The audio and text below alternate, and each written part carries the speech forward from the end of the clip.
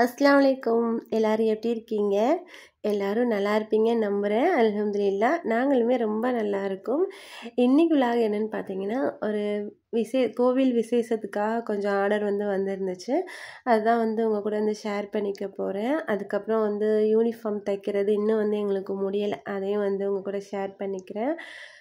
இது பார்த்தீங்கன்னா ஒரே நாளில், அதாவது ஒரு நாள் சாயங்காலம் கொடுத்துட்டு அடுத்து ஒரு நாள் கேப் விட்டுட்டு அடுத்த நாள் சாயங்காலம் கேட்டிருந்தாங்க. 6 ப்ளவுஸ் அந்த அளவுக்கு கொடுத்துருந்தாங்க. 6 ப்ளவுஸுமே பார்த்தீங்கன்னா மாடல் ப்ளவுஸ் தான். ஸ்லீவுக்கும் மாடல், அதுக்கப்புறம் பேக் சைடும் மாடல் வச்சு கேட்டிருந்தாங்க. அதனால் ஃபுல்லாக எடுத்து வச்சாச்சு. இது ஃபுல்லாக ஃபஸ்ட்டு கட் பண்ணி எடுக்கணும். எனக்கு தைக்கிறது ரொம்ப ஈஸி தான். ஆனால் அந்த கட் பண்ணி எடுக்கும் போது தான் கொஞ்சம் கஷ்டமாக இருக்கிற மாதிரி இருக்கும். அதுவும் இந்த மாதிரி ஒரே ப்ளவுஸ் கொடுக்கும்போது கன்ஃபியூஸ் ஆகிடும்.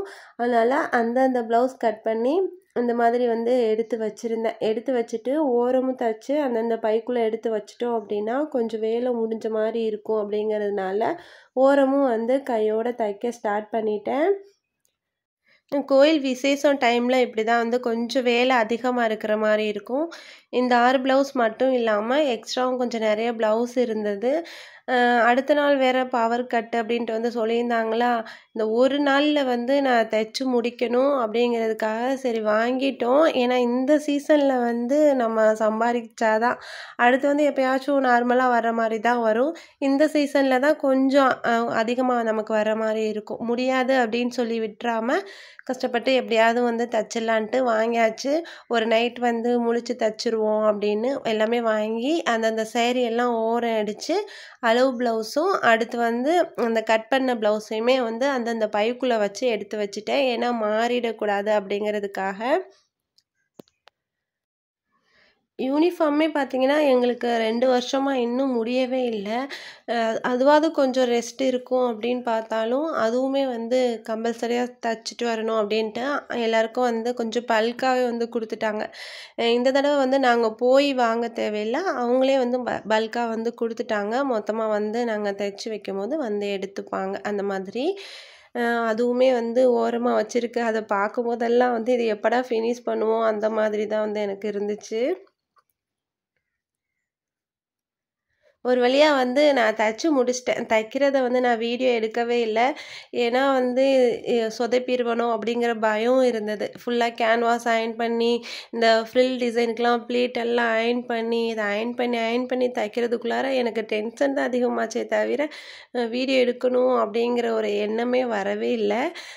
முதல் நாள் பார்த்தீங்கன்னா கொஞ்சம் அந்த ஒரு 4 ப்ளவுஸ் கிட்ட நான் ஒர்க்கெல்லாம் முடிச்சுட்டு இந்த பீட்ஸ் எல்லாம் வச்சு ரெடியாக எடுத்து வச்சுட்டேன். இந்த டிசைன் கஸ்டமர் கொடுத்துருந்தாங்க. பேக் சைடும் அடுத்து ஸ்லீவுக்கும் இந்த மாதிரியே 6 ப்ளவுஸ்க்கும் வச்சு கொடுங்க அப்படின்னு சொல்லிட்டு கொடுத்துருந்தாங்க. அதே மாதிரியே வச்சாச்சு. மாடல் ப்ளவுஸ் பொறுத்த வரைக்கும் ஒவ்வொன்றா நம்ம அயர்ன் பண்ணி பண்ணுற மாதிரி இருக்கும். கேன்வாஸ் வச்சுட்டு அயர்ன் பண்ணணும். அடுத்து இந்த மாதிரி ஏதாவது டிசைன் வச்சு அதை அயர்ன் பண்ணணும். அந்த கைக்கெல்லாம் கொடுத்துருக்க அந்த பஃப் மாதிரி இருக்குல்ல, அது அந்த சாரீ கிளாத்தில் நிற்கவே இல்லை. அது ஃபுல்லாக அயர்ன் பண்ணதுக்கப்புறம் தான் அந்த ப்ளீட்டே நின்றுச்சு.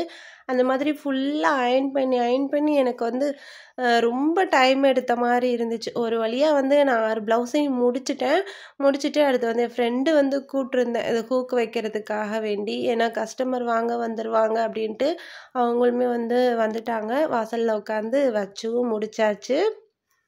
கஸ்டமருமே வர்றோம் அப்படின்ட்டு சொல்லியிருந்தாங்க. அவங்க வர்றதுக்குள்ளார எல்லா ப்ளவுஸுமே கரெக்டாக இருக்கா அப்படிங்கிறத ஒரு தடவை செக் பண்ணிவிட்டு அது ஃபுல்லாக எடுத்து வச்சுருந்தேன். இது என்னோடய ஃப்ரெண்டு ஆரம்பத்துலேருந்து என்கிட்ட தைப்பா. நான் தையல் பழக ஆரம்பித்த காலத்துலேருந்து அவளுக்கு தான் நிறைய டிசைன் போட்டு கொடுத்துருக்கேன். மாடல் ப்ளவுஸ் நிறைய தைச்சி கொடுத்துருக்கேன். இப்போ அதை பார்த்துட்டு நிறைய கஸ்டமர் என்கிட்ட வந்திருந்தாங்க. அவங்க ஊரில் இருந்து வந்தவங்க தான் அவங்க ஃபுல்லாகவே. கோயில் விசேஷம் இந்த மாதிரி வந்துச்சுன்னா கொஞ்சம் பல்காக ஆர்டர் கிடைக்கிற மாதிரி இருக்கும்.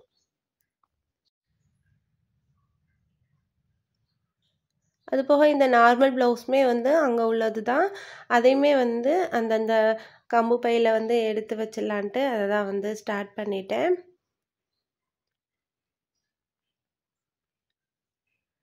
ஏன்னா வரும்போது அவங்கள வெயிட் பண்ணி வச்சுட்டு இருக்க முடியாதுல்ல. அதனால முன்கூட்டியே எடுத்து வச்சிட்டோம் அப்படின்னா, வந்தவுடனே வந்து எடுத்து குடுத்து விட்டுறலாம். அதுக்காக தான். இந்த டிசைன் எப்படி இருக்கு அப்படிங்கிறத எனக்கு மறக்காம கமெண்ட் பண்ணுங்க. நேர்ல பார்க்கும்போது அவ்வளோ அழகா இருந்துச்சு. அவங்க வந்து குரூப்பா வந்து இந்த சாரிய கட்டிட்டும் எனக்கு வந்து ஃபோட்டோ அனுப்பியிருந்தாங்க. ரொம்ப பிடிச்சிருந்தது அப்படின்ட்டு வந்து சொல்லியிருந்தாங்க.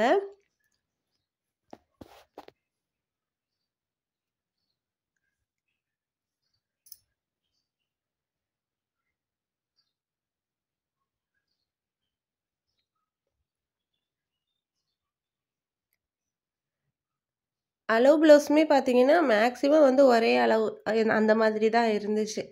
அதனாலேயே வந்து எனக்கு கன்ஃப்யூஸ் ஆயிடக்கூடாது அப்படிங்கிறதுக்காக, நான் ஒவ்வொரு ப்ளவுஸா தான் வந்து எடுத்து தச்சுட்டு, அடுத்து கை வேலை பார்த்துட்டு ஒரு 2 ப்ளவுஸ் கை வேலை பார்த்துட்டு, அதுக்கப்புறம் வச்சுட்டு, அதுக்கப்புறம் தான் இன்னொரு ப்ளவுஸ் எடுத்தேன். அந்த மாரி தான் வந்து பண்ணிகிட்ருந்தேன்.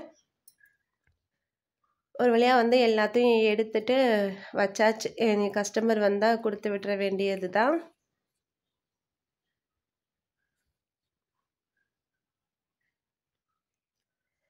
எல்லா ஒர்க்கும் முடிஞ்சிருச்சு. முடிஞ்சதுக்கப்புறமா இந்த மிஷின் ரூம வந்து கொஞ்சம் க்ளீன் பண்ண வேண்டிய இருந்தது.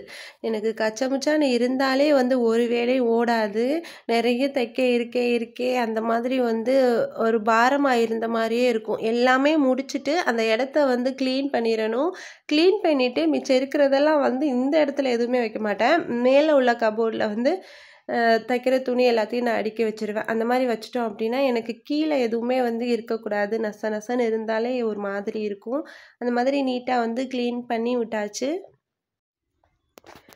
இன்றைக்கி வந்து மிஷின் எப்படியாச்சும் க்ளீன் பண்ணணும் அப்படின்ட்டு காலையிலேயே பிளான் பண்ணியிருந்தேன். ஏன்னா பல்காக நம்ம வந்து தைக்கும்போது நிறைய குப்பை அந்த மிஷின் கடியில் தான் இருக்கும்.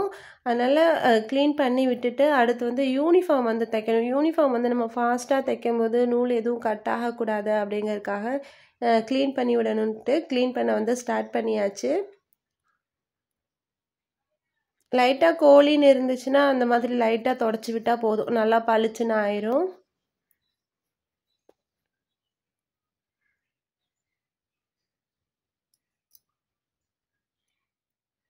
ஒரு முழு சாக் பீஸ் வந்து எடுப்பேன். அது எப்படியாச்சும் உடஞ்சு அந்த தூள் தூளாக ஆகி இந்த மிஷின் ஃபுல்லாக ஒட்டியிருக்கும். நம்ம அவசரத்தில் அதெல்லாம் வந்து கண்டுக்கிற முடியாது. எப்படியாச்சும் இந்த ஆர்டரை முடித்தா போதும் அப்படிங்கிற மாதிரி தான் இருந்துச்சு.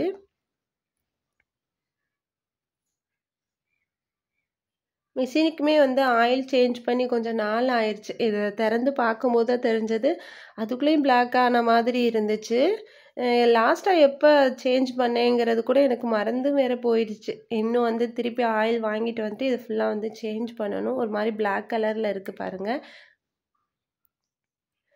எவ்வளோ வந்து அந்த நூல் பஞ்சு மாதிரி அடைச்சிருக்கு. இப்படி இருந்தாலே நமக்கு வந்து மிஷின் அந்த ஒரு மாதிரி சவுண்டு கேட்குற மாதிரி இருக்கும். அப்போவே நம்ம தெரிஞ்சுக்க வேண்டியதுதான் நிறைய டஸ்ட் இருக்குது போல் அப்படின்ட்டு.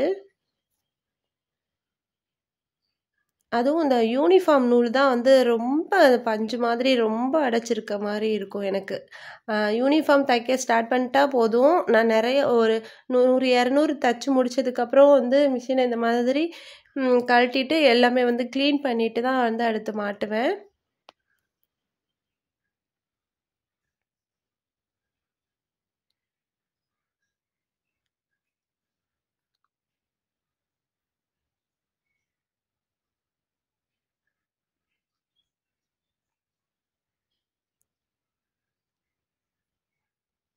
இந்த இடத்துல எல்லாம் வந்து ஒரு ஈரம் இல்லாத டவல் வச்சு நல்லா தொடச்சாலே போதும். இருக்கிற அந்த நூல் பிசுறு எல்லாமே வந்து நமக்கு வெளியில் வந்துடும். அதுக்கப்புறம் இன்னொரு நல்ல டவல் வச்சு நம்ம ஃபுல்லாக தொடச்சி விட்டுட்டோம் அப்படின்னா நமக்கு வந்து நீட்டாயிரும்.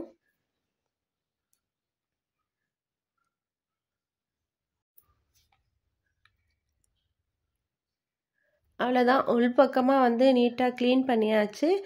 க்ளீன் பண்ணிவிட்டு அதுக்கப்புறம் வெளியவும் லைட்டாக வந்து தொடச்சி விட்டுட்டு அதுக்கப்புறம் அந்த ஊசி இருக்குல்ல அந்த இடத்துலையும் கொஞ்சம் வந்து க்ளீன் பண்ணணும். ஏன்னா நம்மளுக்கு அடிக்கடி அந்த இடத்துல நூல் கட் ஆகுது அப்படின்னா அந்த இடத்துல ஏதாவது பிரச்சனையாக இருக்கும். நிறைய நூல் வந்து அடைச்சிருக்கிற மாதிரி இருக்கும். அதனால் அந்த இடத்தையும் வந்து நம்ம க்ளீன் பண்ணி விட்டுறணும். கரெக்டாக அந்த ஸ்க்ரூ 2யும் வந்து ஓப்பன் பண்ணாலே போதும், அந்த மேலே உள்ள அந்த மூடி வந்து தனியாக வந்துடும் நமக்கு.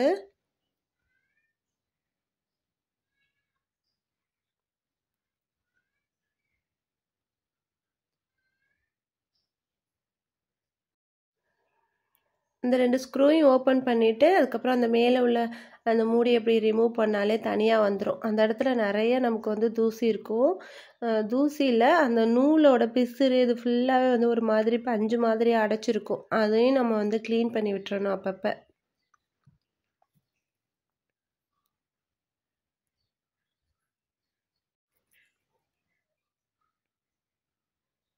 ஒரு சின்ன ஊசியோ இந்த மாதிரி குட்டி ஸ்க்ரூ ட்ரைவரோ ஏதாச்சும் எடுத்துகிட்டு இந்த மாதிரி வந்து எடுத்து விட்டோம் அப்படின்னா ஃபுல்லாக அந்த நூல் எல்லாம் வந்துடும். அதுக்கப்புறம் வந்து நான் ஒரு குட்டி டவல் வச்சுட்டு ஒரு துணி ஏதாவது வச்சுட்டு கீழே ஒரு ஹோல் மாதிரி இருக்கும், நம்ம கீழே பார்த்தாலே தெரியும். இந்த மாதிரி வந்து அந்த வழியாக நூலை எடுத்துட்டோம் அப்படின்னா அந்த துணி ஃபுல்லாக அந்த நூலை எடுத்துகிட்டு வந்துடும். நான் இப்போ வந்து செஞ்சு காமிக்கிறேன் பாருங்கள். ஏன்னா அந்த இடத்துல நம்ம வந்து அவ்வளோவா துடைக்க முடியாது. இந்த மாதிரி விட்டு எடுத்தோம் அப்படின்னா அந்த டஸ்ட்டு எல்லாமே நமக்கு வந்து வெளியில் வந்துடும்.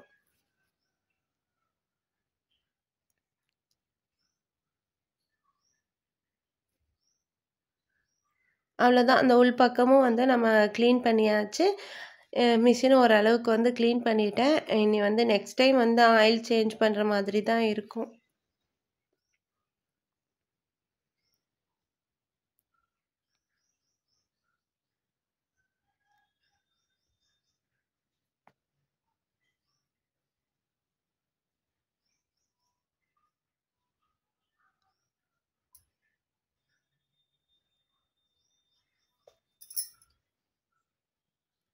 அவ்வளோதான், ஃபுல்லாக வந்து க்ளீன் பண்ணி விட்டாச்சு. இந்த யூனிஃபார்ம் பார்க்கும்போதே எனக்கு ரொம்ப பாரமாக இருக்கிற மாதிரி இருக்குது. எப்படியாச்சும் வந்து சீக்கிரம் எடுத்து தைச்சி வந்து கொடுக்கணும். தைக்கிறது வந்து ஈஸி தான், ஆனால் அதில் வந்து பட்டன் காஜா போடுறது தானே ஒரு பெரிய வேலை. இன்றைக்கி வந்து கரண்ட்டு வேறு போகும் அப்படின்னு வந்து சொல்லியிருந்தாங்க. அதனால் இந்த முன்பக்கம் மட்டும் வந்து தைச்சிட்டு வச்சிடலாம் அப்படின்ட்டு தைச்சாச்சு. ஏன்ட்டா கரண்ட்டு போயிட்டா கூட நம்ம வந்து இதுக்கு காஜா போட்டுடலாம், சும்மா இருக்க தேவையில்லைல அப்படின்னால இந்த முன்பக்கம் காஜாப்பட்டி சைடு மட்டும் வந்து இந்த மாதிரி மொத்தமாக 50 பீஸையும் வந்து தைச்சி எடுத்து வச்சுட்டேன். நீங்கள் யாராவது வந்து சொசைட்டியில் இருக்கீங்க அப்படின்னா உங்களுக்கு இன்னும் வந்து ஷர்ட் வந்து தைக்க கொடுக்குறாங்களா அப்படிங்கிறத மறக்காமல் எனக்கு வந்து சொல்லுங்கள். நிறைய சைடு வந்து முடிஞ்சிருச்சு, எங்கள் சைடு வந்து இன்னும் முடியலை. கண்டினியூவாக ஒரு 2 இயர்ஸ் பார்த்தீங்கன்னா ஸ்டிச் பண்ணிகிட்டே தான் இருக்கும். நாங்களும் எப்போயாவது ரெஸ்ட் கிடைக்கும் அப்படிங்கிற மாதிரி தான் யோசிக்கிறோம். ஆனால் இன்னும் வந்து ரெஸ்ட் கிடைச்ச மாதிரி இல்லை. கண்டினியூவாக வந்து வேலை இருந்துகிட்டே தான் இருக்குது.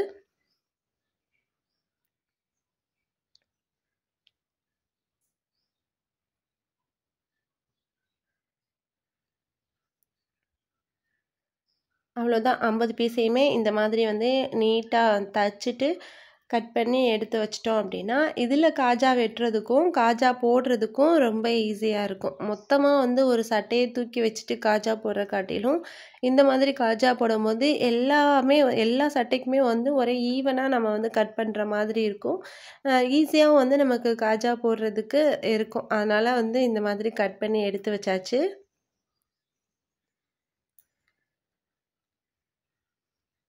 அதுக்கப்புறம் என்ன, கையோட வந்து க்ளீன் பண்ணி வீட்டையும் வந்து க்ளீன் பண்ணி விட்டுலான்ட்டு ஸ்டார்ட் பண்ணியாச்சு.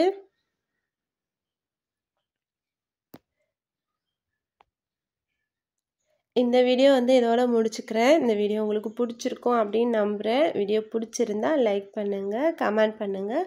உங்கள் ஃப்ரெண்ட்ஸ் அண்ட் ஃபேமிலி கூட நிறைய ஷேர் பண்ணிக்கோங்க. நம்ம சேனல் வந்து பிடிச்சிருந்தது அப்படின்னா மறக்காமல் சப்ஸ்கிரைப் பண்ணிக்கோங்க. தேங்க்ஸ் ஃபார் வாட்சிங்.